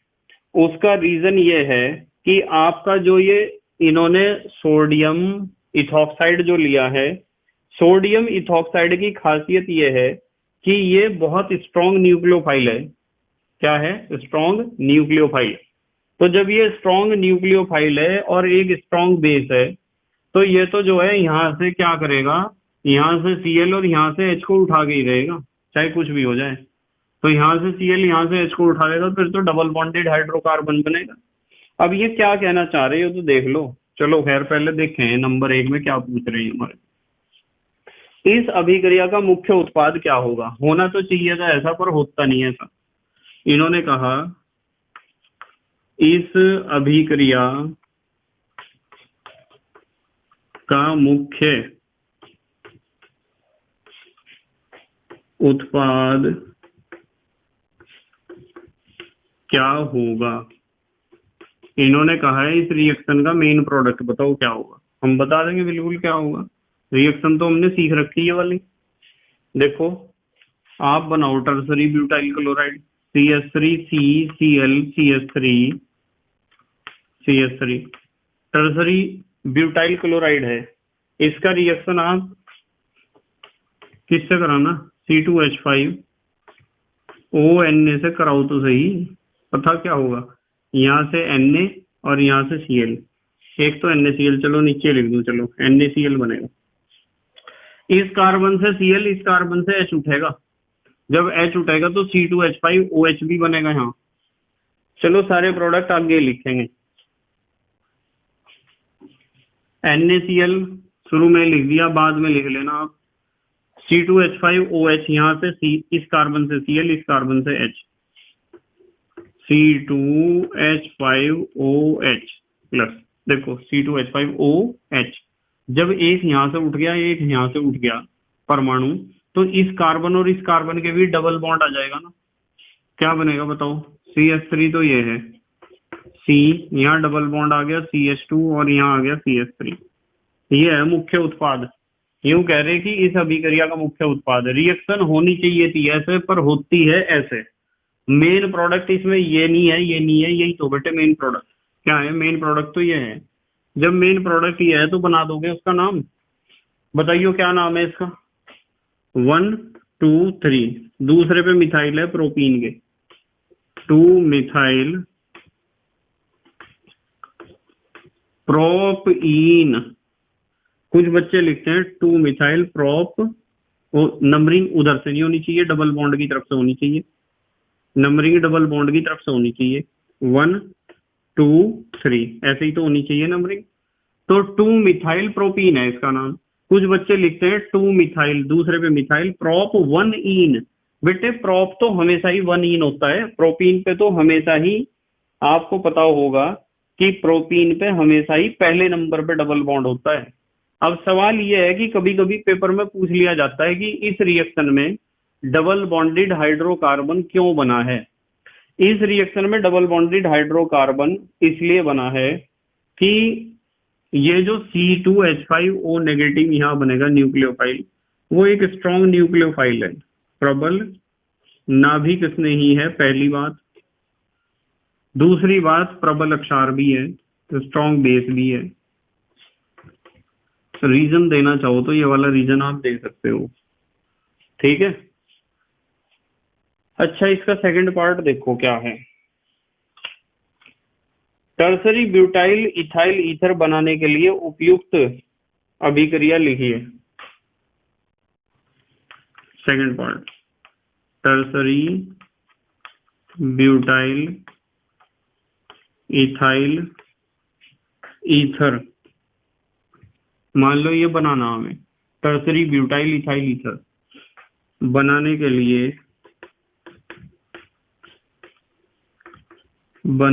लिए उपयुक्त अभिक्रिया फिर कौन सी होगी यदि हमें बनाना पड़ जाए? उपयुक्त अभिक्रिया दीजिए। कौन सा रिएक्शन आप करोगे जिससे आपको ये प्रोडक्ट मिल जाए? उस रिएक्शन तो मिल नहीं रहा प्रोडक्ट। तो कौन से रिएक्शन से आपको प्रोडक्ट मिलेगा? देखो मैं बताता हूँ कौन से रिएक्शन से मिलेगा। यहाँ देखो, आप क्या करो, टर्सरी ब्यूटाइल वाला इस तरह का एक कंपाउंड ले लो। ये टर्सरी ब्यूटाइल ही तो बनाया हमने। सोडियम का इस तरह का प्रोडक्ट ले लो, आप एक कंपाउंड इस तरह का ले लो, ठीक है। टर्सरी ब्यूटाइल के ऊपर सोडियम जो है, ब्यूटॉक्सी कह सकते हो, सोडियम टर्सरी ब्यूटॉक्सी, ठीक है, ये यौगिक है। प्लस इसका रिएक्शन करा दो आप C2H5Cl के साथ, अब हो जाएगा रिएक्शन। यहां से Na और यहां से Cl, क्योंकि ये जो ग्रुप है ना, ये इतना खतरनाक न्यूक्लियोफाइल नहीं है कि यहां से H को भी उठा के ले जा, या इतना इतना स्ट्रॉन्ग बेस नहीं है कि यहाँ से H को उठा के ले जा। बेस क्षार उसे ही तो कहते हैं जो H पॉजिटिव को ग्रहण करता हो, जो H पॉजिटिव को छोड़ देता हो वो तो एसिड है। भाई यहाँ जो आपका C2H5O नेगेटिव यहाँ बनाना, वो बहुत स्ट्रॉन्ग न्यूक्लियोफाइल है और प्रबल क्षार है। स्ट्रॉन्ग न्यूक्लियोफाइल है और प्रबल क्षार है। प्रबल क्षार जब बनेगा तो प्रबल क्षार तो H उठाएगा ही यहाँ से। क्षार तो उसे कहते हैं जो H पॉजिटिव रिसीव करता हो। C2H5 में जो न्यूक्लियोफाइल बनेगा उसमें इतनी हिम्मत नहीं है, और जब उसमें इतनी हिम्मत नहीं है तो यहाँ से H उठा ही नहीं पाएगा। यहाँ सिर्फ आपको साइड प्रोडक्ट NaCl मिलेगा, अल्कोहल बिल्कुल भी नहीं मिलेगा। और ये आपका जो है ईथर ही बनेगा। CH3 यहाँ आया, C यहाँ आया, CH3 यहाँ आया, CH3 यहाँ आया, यहाँ आ गया O और यहाँ आ गया C2H6, मिल गया आपका। देखो टर्सरी ब्यूटाइल है, इथाइल है और ईथर है, ठीक है। तो इस रिएक्शन से आप बना सकते हो। जल्दी से अच्छा स्क्रीनशॉट लो आप। एक उदाहरण और रह गया, इसे भी कंप्लीट करना। ले लिया बेटे? ठीक है, उदाहरण नंबर 7 देखेंगे बेटे। उदाहरण नंबर 7, उदाहरण 7 में कहा निम्नलिखित ईथर को HI के साथ गर्म करने से प्राप्त मुख्य उत्पाद दीजिए। निम्न ईथर को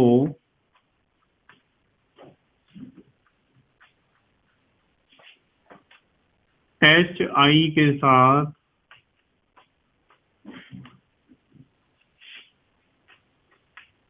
गर्म करने पर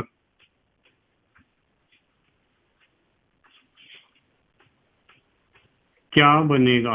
बस मैंने लैंग्वेज चेंज कर दी बेटे।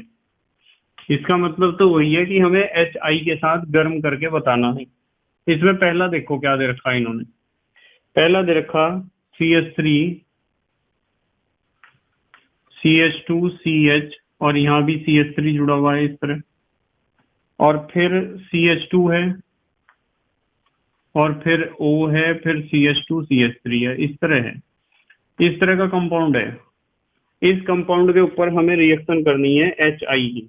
तो कर दोगे रिएक्शन आप? जब आप इसे हाइड्रोजन आयोडाइड के साथ गर्म करोगे तो आपको पता है बॉन्ड टूटेगा, यहाँ H और यहाँ I इस तरह जुड़ेगा। एक चीज आएगी CH3 CH2 CH CH3 CH2OH, एक तो ये बनेगा प्लस, दूसरा बनेगा CH3 CH2I। दो तरह के प्रोडक्ट का मिक्सचर बनेगा।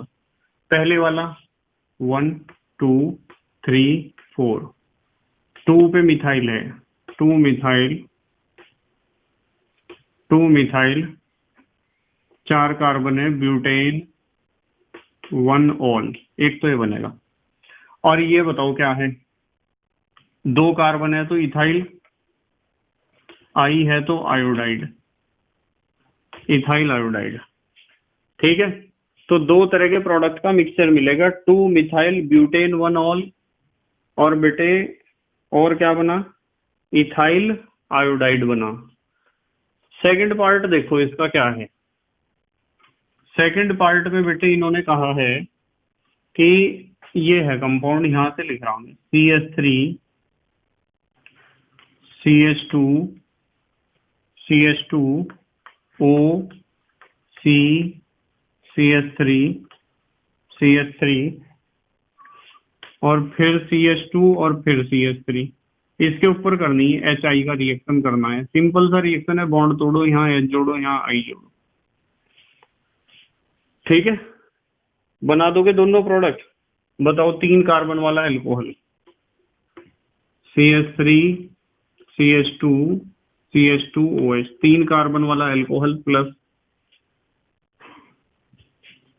CH3 CH2, ऐसे लिख दूं क्या, CH3 CH2C CH3 CH3I, इस तरह ही तो बनेगा।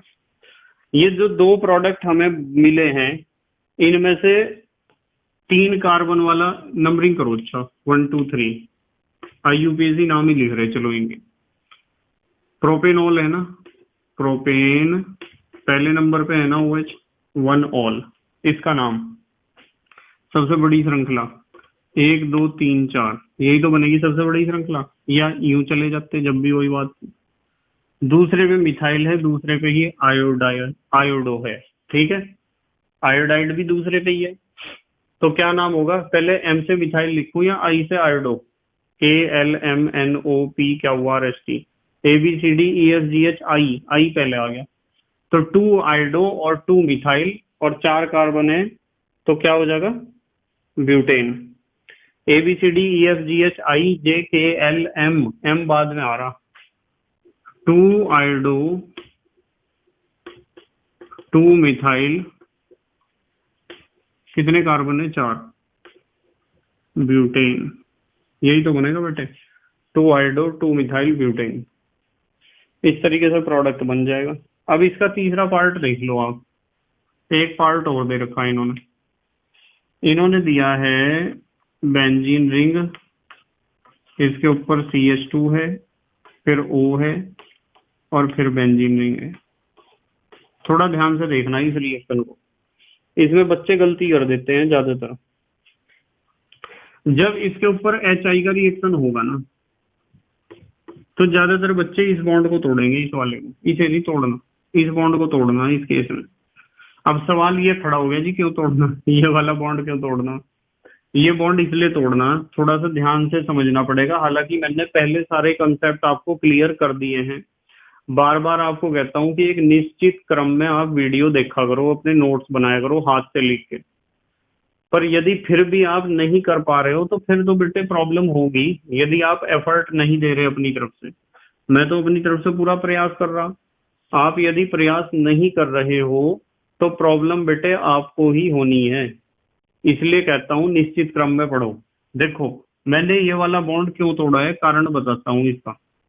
ये वाला बॉन्ड ऑक्सीजन और कार्बन के बीच है, ठीक है जी, अच्छी बात है, ऑक्सीजन और कार्बन के बीच बॉन्ड है, और ये वाला बॉन्ड भी ऑक्सीजन और कार्बन के बीच है। पर आप मुझे एक बात बताओ, ये जो कार्बन है, इस कार्बन पे एक डबल बॉन्ड, एक सिंगल बॉन्ड होगा, और ये वाला कार्बन है, इसके पास तो यहाँ 2 H है ना, एक ऊपर जोड़ दिया, एक नीचे। तो यदि मैं कहूं कि आप इस कार्बन की बात करो, इस कार्बन की, इसका संकरण क्या है, सिग्मा बॉन्ड एक तो इनमें से होगा, 1 2 3, 3 सिग्मा बॉन्ड होंगे, तो sp2 संकरण है इसका, इस कार्बन का संकरण sp2 है। इस कार्बन पे तो चारों ही सिंगल हैं, 4 सिग्मा बॉन्ड है, तो संकरण sp3 नहीं होगा इसका। जब इसका संकरण sp2 है तो इसमें s करेक्टर कितना है, s करेक्टर है 33.3%, s करेक्टर इतना है। इसमें s करेक्टर कितना होगा बताओ भाई, 4 हिस्से ही तो होंगे, 4 में से एक हिस्सा है इसका, 4 ही तो बॉन्ड है, 4 में से एक हिस्सा s का है, s कक्षक का या ऑर्बिटल का, 25% है s करेक्टर। तो इसका मतलब ये है कि s करेक्टर जहां जितना ज्यादा होता है, s करेक्टर ज्यादा है, यहाँ s करेक्टर ज्यादा है तो कार्बन की विद्युत ऋणात्मकता ज्यादा है। ध्यान से सुनियो, सिर के ऊपर को भी जा सकती है बात, इसलिए कह रहा ध्यान से सुनियो, पहले भी सिखाई थी ये बात। इस कार्बन परमाणु का संकरण, इसकी बात कर रहा मैं, इस वाले की sp2 संकरण है, sp2 हाइब्रिडाइजेशन है इसका। जब इसका संकरण sp2 है तो इसका s करेक्टर 33.3% है, यहाँ 25% है। जहां s करेक्टर कार्बन का ज्यादा होता है, वो कार्बन ज्यादा इलेक्ट्रोनेगेटिव होता है। तो कार्बन ज्यादा इलेक्ट्रोनेगेटिव है तो इस ऑक्सीजन, इस बॉन्ड के जो इलेक्ट्रॉन है वे ऑक्सीजन की तरफ को ज्यादा नहीं खींच पाएंगे, क्योंकि कार्बन का s करेक्टर ज्यादा होने के कारण वो ज्यादा इलेक्ट्रोनेगेटिविटी, विद्युत ऋणात्मकता दिखा रहा है। जिसके कारण ये जो इस बॉन्ड के दो इलेक्ट्रॉन है जिन्हें आप कहते हो बंध युग्म या bond pair of electron, way oxygen की तरफ को ज्यादा नहीं सरकेंगे, और ज्यादा नहीं सरकेंगे तो ये वाला बंध ज्यादा ध्रुवीय नहीं हो पाएगा, इसमें पोलैरिटी कम होगी। पर यदि आप इस वाले बॉन्ड की बात करते हो, इस बॉन्ड में जो कार्बन एटम है उसका एस करेक्टर 25% है, इससे तो कम ही है। कम है तो कार्बन का वैद्युत ऋणात्मकता कम है, और कार्बन का वैद्युत ऋणात्मकता कम है तो इस बॉन्ड के bond pair of electron oxygen की तरफ को ज्यादा सरकेंगे, और ऑक्सीजन की तरफ को ज्यादा सरकेंगे तो ये वाला बंध ज्यादा ध्रुवीय हो जाएगा, और जो ज्यादा ध्रुवीय होता है उसे ही टूटने की संभावना सबसे ज्यादा होती है। तो इसलिए ये वाला बॉन्ड मैंने तोड़ा है। ठीक है बेटे, ये चीज मैंने आपको सिखाई है पहले वीडियोज में। यदि आप किसी भी यूनिट को एक निश्चित क्रम में पढ़ोगे ना तो वो यूनिट आपकी बहुत मजबूत हो जाएगी, बहुत मजबूत। और यदि सारी केमिस्ट्री पढ़ ली, एक निश्चित क्रम में नोट्स बना लिया हाथ से लिख के अपने, तो जिंदगी सुधर जाएगी बेटे, बिल्कुल सुधर जाएगी।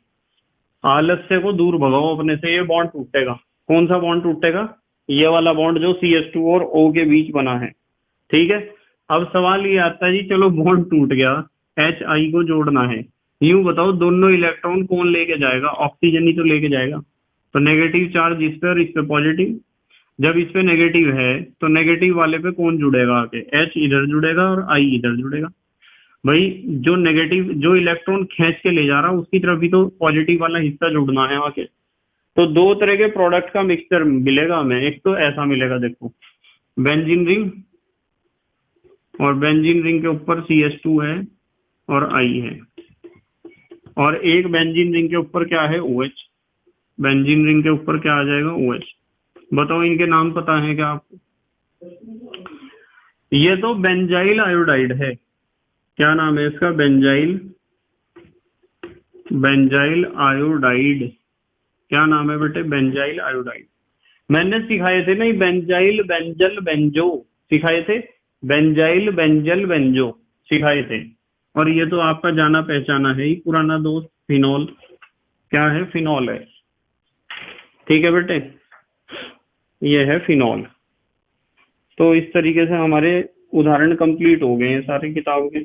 कल को हम, आप एक काम करो, अच्छा हमारे देश के प्यारे प्यारे बच्चे स्क्रीनशॉट लेंगे। ले लिया बेटे स्क्रीनशॉट? ठीक है।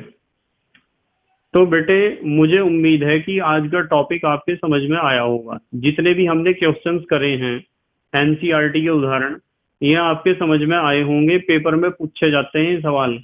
और मैं एक बात आपको बताता हूँ, ध्यान से सुनना।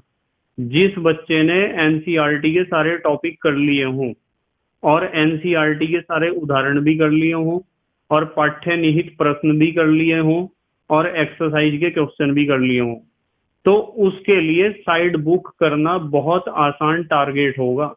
फिर चाहे आप कोई से पब्लिकेशन की साइड बुक ले लेना, ठीक है, या कोई से भी पब्लिकेशन का मॉडल पेपर ले लेना, सैंपल पेपर ले लेना, या आप जो है 10 ईयर्स ले लेना, कुछ भी ले लेना, वे सब चीज आप आसानी से सॉल्व कर लोगे, सारे क्वेश्चन आसानी से सॉल्व कर लोगे यदि आप NCERT को ढंग से निचोड़ रहे तो।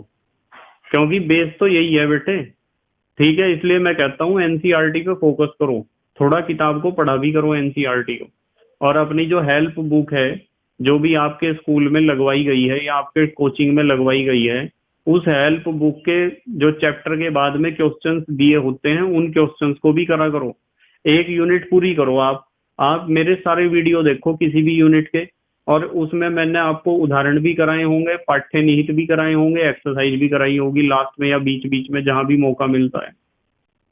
और फिर उस यूनिट के आप क्वेश्चन करो अपनी साइड बुक से, जो भी आपके कॉलेज में लगवाई गई है, या फिर आपके कोचिंग सेंटर में जहां भी आप कोचिंग करते हो वहां लगवाई गई है, उसमें से भी क्वेश्चन करो। आपको अपने आप पता चल जाएगा कि कितना सीखा है आपने।